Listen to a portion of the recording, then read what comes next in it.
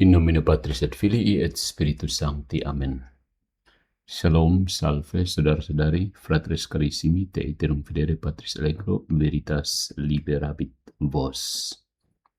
Oke, kali ini katekese setelah mengamati pembicaraan terbaru dari pendeta MYM, kita tidak perlu membantah karena bantahnya ada tersebar di mana-mana. Banyak apologet Katolik yang memberikan bantahan. Apa yang dibicarakan oleh MYM bukan hal yang baru, itu cuma kaset rusuk yang diulang. Tapi dari pembicaraan itu saya mau mengajak kita untuk merenungkan sesuatu yang lebih dalam, yang menjadi dasar dari serangan-serangan pendeta terhadap ajaran Katolik. Nah, untuk menanggapi video terbaru dari pendeta MYM, mari kita lihat sebenarnya apa problem filosofis atau tegangan filosofis posisi Protestan melalui penyimakan, pencermatan terhadap pembicaraan pendeta MYM. Setelah mengadakan serial dongeng, lalu dia memutuskan bahwa dia mengusulkan agar ada kanonisasi Patris Allegro dan Romo Cafe. Oke. Nah, Veritas liberabit vos, bangkit, lihat dan pahami, kebenaran itu bukan milik kita, kitalah yang harus kembali. Vamonos, ini berikut ini secara singkat saya menunjukkan problem filosofis utama dari pembicaraan MYM. Nah, ini bukan sekedar debat Katolik dan Protestan, tetapi benturan epistemologi, hermeneutika, metafisika gereja, dan teori otoritas. Penting. Yang pertama, problem epistemologis. Alkitab sebagai otoritas selalu melewati tafsir. Ya, tegangan paling dasar adalah ini. MYM berkata bahwa otoritasnya adalah Alkitab, tetapi yang dia pakai dalam debat adalah tafsir tertentu atas Alkitab. Ini bukan tuduhan murahan ya. Secara filosofis, teks tidak berbicara sebagai bunyi murni tanpa subjek penafsir. Teks selalu hadir melalui pembacaan, bahasa, kategori, tradisi, asumsi, dan komunitas interpretatif. Maka ketika seseorang berkata, Alkitab mengajarkan X, secara epistemologis kalimat itu sebenarnya berarti menurut pembacaan saya atau komunitas saya, Alkitab mengajarkan X. Problemnya muncul ketika pembacaan itu disamakan begitu saja dengan Alkitab sendiri. Di sini terjadi identifikasi antara objek dan interpretasi atas objek. Ya, Alkitab adalah objek otoritatif. Tetapi akses manusia terhadap Alkitab selalu hermeneutis. Karena itu, pertanyaannya bukan hanya apa kata Alkitab, tetapi juga siapa yang berwenang menafsirkan Alkitab secara mengikat ketika terjadi sengketa. Ini lubang besar sola scriptura. Dia mengakui teks sebagai otoritas, tetapi tidak menyelesaikan problem otoritas tafsir. Yang kedua, ada problem hermeneutika. Dia menolak tradisi sambil memakai tradisi. Ini yang dilakukan oleh MYM tanpa sadar. Dia berkali-kali menolak tradisi Katolik sebagai sumber ajaran, tetapi pada saat yang sama menerima tafsir reformat, warisan Calvin, konsensus reformat, majelis, pendeta, pengakuan iman, dan doktrin konsili seperti Trinitas dan Duinatur Christus. Nah, secara filosofis ini adalah problem tradition dependence. Semua pemahaman manusia berlangsung dalam horizon tradisi. Tidak ada pembacaan yang steril. Gadamer benar dalam satu hal. Kita selalu memahami dari dalam horizon sejarah tertentu. Artinya kita selalu memahami dari dalam horizon tertentu. Horizon sejarah tertentu. Kita tidak datang kepada teks sebagai malaikat tanpa sejarah. Kita datang membawa bahasa, guru, kebiasaan berpikir, kategori teologis, dan komunitas. Maka ketika Protestan berkata, kami tidak menolak tradisi, hanya menolak tradisi yang disetarakan dengan Alkitab, itu masih menyisakan pertanyaan. Siapa yang menentukan tradisi mana yang sesuai Alkitab dan mana yang tidak sesuai Alkitab? Jawaban mereka biasanya kembali kepada tafsir komunitas mereka sendiri. Jadi lingkarannya menjadi seperti ini. 1. Tradisi benar adalah tradisi yang sesuai Alkitab. Yang kedua, Alkitab ditafsirkan menurut tradisi Reformed. Maka tradisi Reformed dinilai benar karena sesuai dengan tafsir Reformed atas Alkitab. Gasing kan, putarannya keras. Itu bukan argumentasi lurus. Itu lingkaran hermeneutis yang tidak diakui. Ya kan? Yang ketiga, problem otoritas. Konsensus kelompok disangka bukti kebenaran. Nah, salah satu klaim dari MYM adalah tafsir Reformed bukan tafsir pribadi. Karena banyak tokoh Reformed sama-sama menolak ajaran Katolik. Secara filosofis ini lemah. Kesamaan internal bukan bukti kebenaran. Dia hanya bukti adanya komunitas interpretatif. Sebuah kelompok bisa sangat kompak dan tetap keliru. Arianisme pernah luas. Nestorianisme punya pendukung. Islam, Mormon, Saksi Yehova atau aliran ideologis modern juga punya konsensus internal tentang siapa Yesus Kristus. Nabi Isa, Nabi Isa kan. Nah, konsensus dapat menjadi tanda penting tetapi bukan dasar terakhir kebenaran. Kalau konsensus internal dijadikan bukti, maka setiap komunitas tertutup bisa mengklaim benar karena kami semua sama. Ya kan? Problemnya, MYM ini menolak magisterium Katolik karena dianggap otoritas manusia, tetapi kemudian memakai konsensus Reformed sebagai otoritas penentu tafsir. Ini bukan penghapusan otoritas, ini hanya pergantian otoritas. Bukan tanpa magisterium, melainkan magisterium versi sendiri. Ya. Yang keempat, problem kategori. Kristus sebagai pengantara tunggal disamakan dengan larangan semua partisipasi. Dia memakai slogan Kristus cukup untuk menolak doa para kudus dan kanonisasi orang kudus. Secara filosofis teologis ini problem partisipasi. Dalam metafisika Kristen klasik, terutama tradisi Katolik Thomistik, Allah adalah sebab utama, causa prima, sementara makhluk dapat menjadi sebab sekunder, causa secundae. Partisipasi makhluk tidak mengurangi kemuliaan Allah, justru menunjukkan kelimpahan kuasa Allah. Abundantia potentiae Dei. Contoh sederhana, Allah adalah pencipta kehidupan, tetapi orang tua sungguh berpartisipasi dalam kelahiran anak. Kristus adalah pewarta keselamatan utama, tetapi rasul, pendeta, imam, dan penginjil sungguh berpartisipasi dalam pewartaan. Nah, Kristus adalah imam agung, tetapi gereja tetap berdoa, mempersembahkan, mengajar, membaptis, dan menggembalakan. Jadi, kalau partisipasi manusia dalam karya Allah otomatis mengurangi Kristus, semua pelayanan gereja harus dicurigai. Tetapi, Protestan tidak melakukan itu. Mereka menerima khotbah, doa syafaat orang hidup, pelayanan pastoral, penginjilan, dan jabatan gerejawi.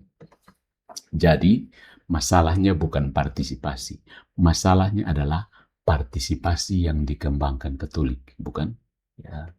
Di sini terjadi inkonsistensi kategori. Doa syafaat orang hidup dianggap sah, tetapi doa para kudus di surga dianggap mengancam Kristus. Padahal secara prinsip keduanya bertumpu pada hal yang sama. Anggota tubuh Kristus saling mendoakan dalam Kristus. Apa salahnya? Yang kelima ada problem ekleksiologi. Gereja direduksi menjadi komunitas pembaca, Bible Study Club. Dalam pembicaraan MYM, gereja tampak dipahami terutama sebagai komunitas orang percaya yang membaca Alkitab, bukunya Katolik itu, menguji tradisi, dan membimbing awam. Dia menolak struktur Katolik karena dianggap membangun kelas elit rohaniwan yang mengontrol tafsir. Problem filosofisnya, gereja direduksi menjadi komunitas epistemik, bukan realitas sakramental historik. Ya. Dalam Katolik, gereja bukan sekedar perkumpulan pembaca kitab suci. Gereja adalah tubuh Kristus, komunio, realitas kelihatan dan tak kelihatan, historis dan sakramental yang menerima mandat apostolik. Jika gereja hanya komunitas pembaca, maka otoritasnya sangat tergantung pada kemampuan menafsir. Ya. Tetapi kalau gereja adalah realitas apostolik yang didirikan Kristus, maka otoritasnya bukan hanya akademik, atau konsensual, melainkan ontologis dan sakramental. Nah, di sini kelihatan tegangan utamanya ada, yaitu Protestan cenderung memahami gereja dari bawah, komunitas orang percaya yang tunduk pada Alkitab. Katolik memahami gereja dari atas dan dari sejarah. Tubuh Kristus yang menerima sabda, menjaga sabda, dan menafsirkan sabda dalam kontinuitas apostolik. Yang pertama, prinsip Protestan itu bersifat kontraktual komunal. Jadi kontrak bersama, kesepakatan bersama. Yang kedua, prinsip Katolik itu bersifat sakramental apostolik, sarana keselamatan melalui para rasul. Ya, bedanya di situ. Yang keenam, ada problem kanon. Dia menerima buah gereja, tetapi menolak pohonnya. Pembicara ini, MYM, menerima kanon Alkitab sebagai sesuatu yang dikenali gereja, bukan diciptakan gereja. Tetapi dia menolak analogi Katolik tentang kanonisasi orang kudus dengan alasan tidak urgen bagi Protestan. Oke, secara filosofis ini punya dua problem. Pertama, problem epistemic authority.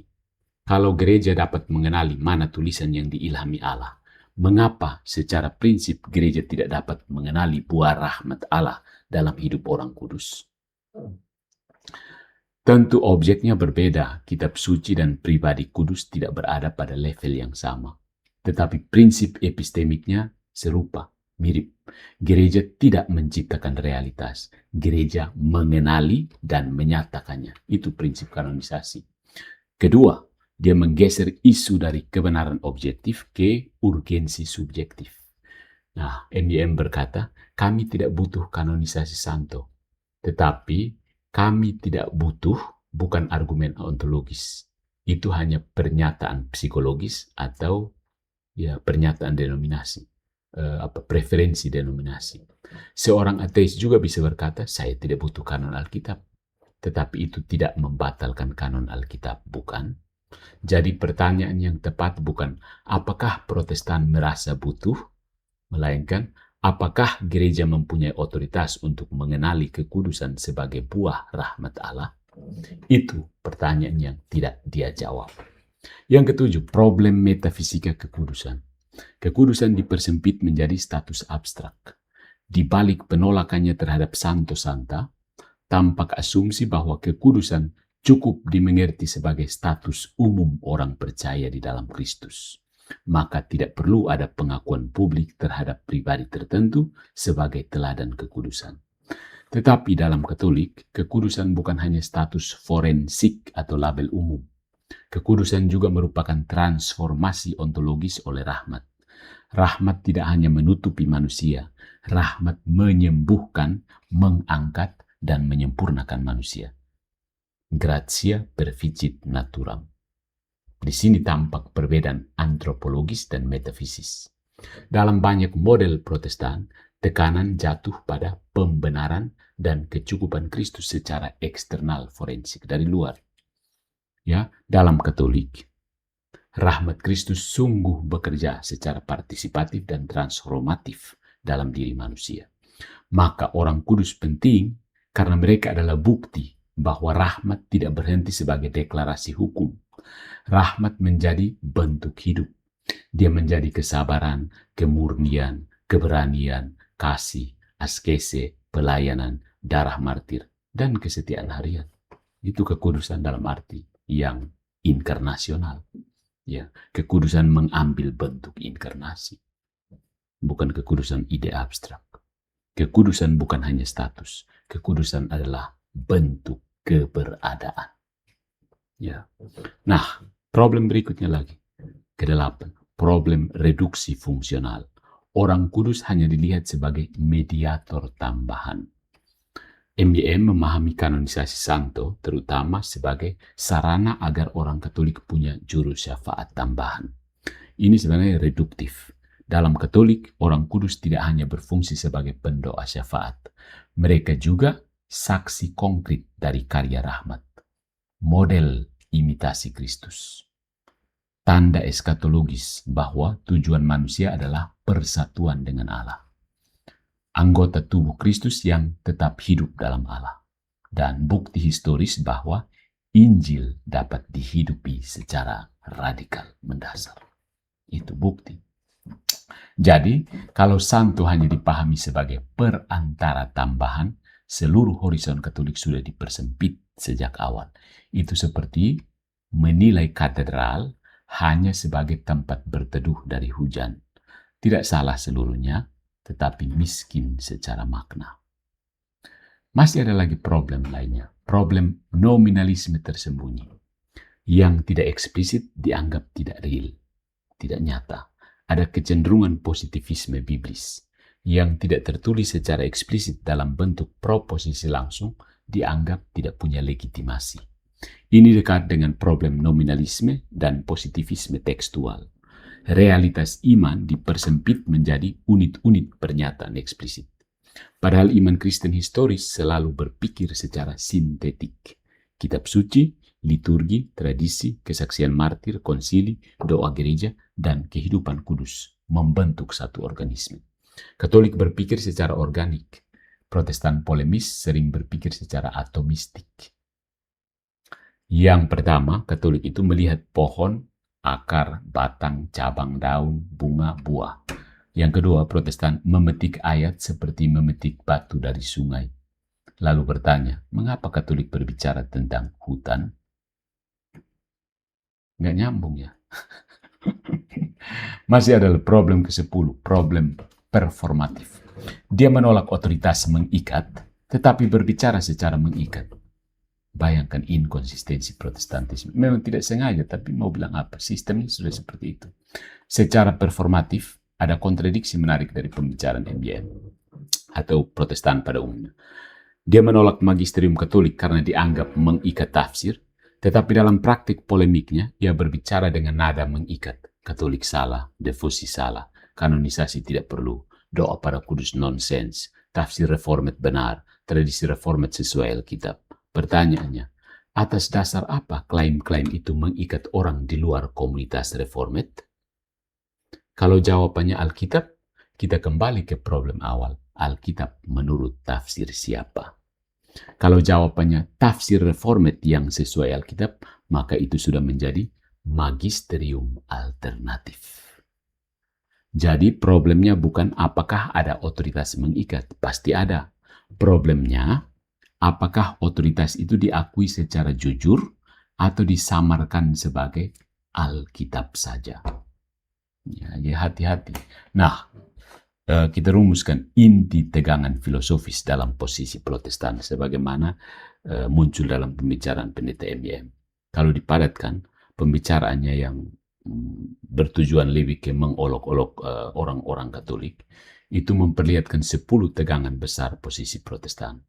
Yang pertama, tegangan, saya ulang tadi yang secara elaboratif itu. Yang pertama, teks versus tafsir. Tegangannya ada teks versus tafsir. Dia mengklaim Alkitab tetapi memakai interpretasi komunitasnya. Yang kedua, anti tradisi versus tradisi tersembunyi. Dia menolak tradisi Katolik sambil memakai tradisi reformat. Yang ketiga, konsensus versus kebenaran. Dia mengira keseragaman reformat membuktikan objektivitas. Yang keempat, Kristus sebagai sebab utama versus partisipasi makhluk. Dia gagal membedakan pengantara utama dan partisipasi sekunder. Yang kelima, gereja sebagai komunitas pembaca versus gereja sebagai realitas apostolik sakramental. Yang keenam, kanon Alkitab versus kanon orang kudus. Dia menerima prinsip pengenalan gereja untuk kitab suci, tetapi menolaknya untuk kekudusan. Yang ketujuh, urgensi subjektif versus kebenaran objektif. Kami tidak butuh dipakai seolah-olah membatalkan doktrin. Dan yang kedelapan, kekudusan sebagai status versus kekudusan sebagai transformasi ontologis. Yang kesembilan, positivisme tekstual versus organisme iman historis. Dan yang kesepuluh, anti-magisterium versus magisterium denominasi. Jadi, problem filosofis terdalam dari posisi Protestan dalam pembicaraan MYM adalah ketidakmampuan, impotensi mengakui mediasi. Dia ingin Kristus, mau Kristus tanpa mediasi para kudus.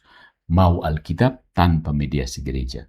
Mau tafsir tanpa mediasi tradisi. Mau otoritas tanpa magisterium. Mau konsensus tanpa institusi. Mau sejarah gereja hanya sejauh berguna, tetapi ditolak ketika menagih konsekuensi.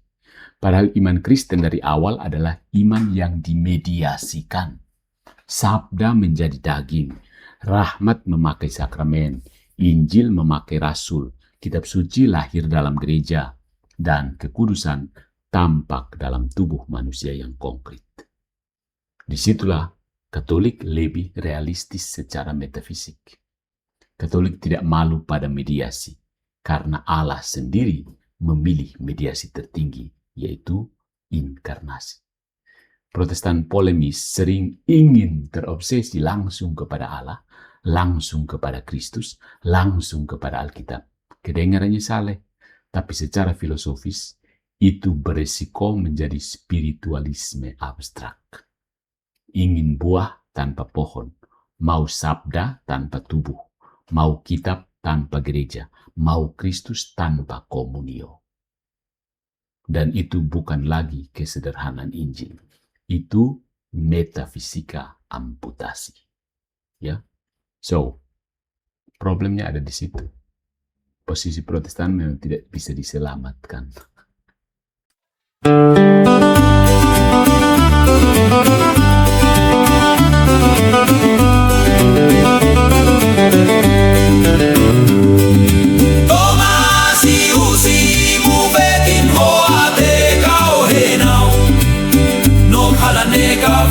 Natuin hoa Funau matak mitnalali hotetus Leho muloitan biale ufuf sinmatan Tomasi usimu fetin hoa te kau henau Nom halanekaf natuin hoa Funau matak mitnalali hotetus Leho muloitan biale ufuf sinmatan Pinalehentana le ufuf bian Mamfania pinat neohoto Israel